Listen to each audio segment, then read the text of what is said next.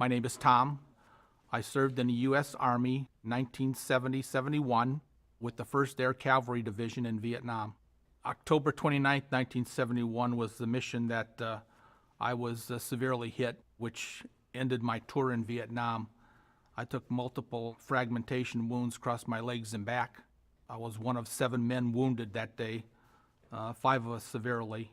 1 man was killed. I still have shrapnel wounds and loss of mobility in my right leg. When we arrived at the terminal military site at O'Hare, loading us on buses, there were still protesters outside spitting on the bus. Our nation didn't want us home. So that's always stuck with me. At the time, I just buried it. I put everything into my work. I was a workaholic, driven to success, and at the same time, would been back then at nighttime, I was a good alcoholic.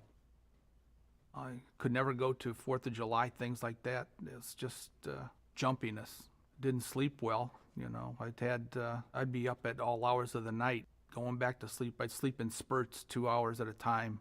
It was only later when I sought help that I found some of the characteristics I had were attributed to my time in combat.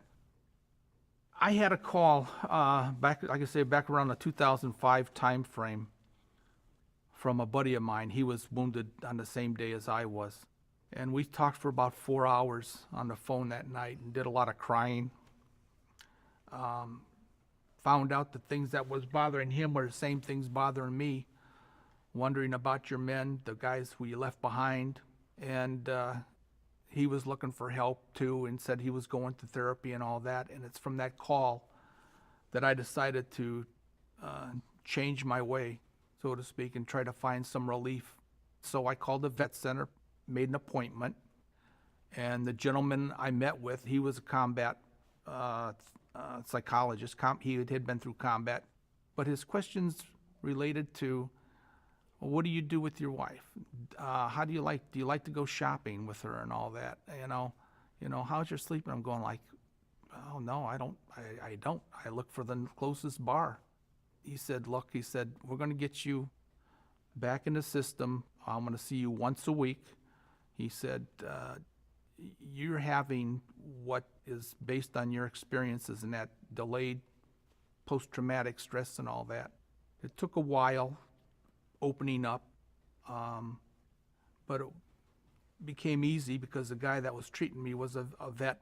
And from there on, it's been a good journey for me because I've been able to get rid of some of the guilt as far as ways of dealing with calming myself down or to finding a peace, an inner peace with yourself. So I practice yoga and mindfulness every day. To this day, I still go to group therapy twice a month, all Vietnam veterans, all combat. And yes, the camaraderie of being together, it's a relief. There are people, mental health, who are there to listen to what bothers you.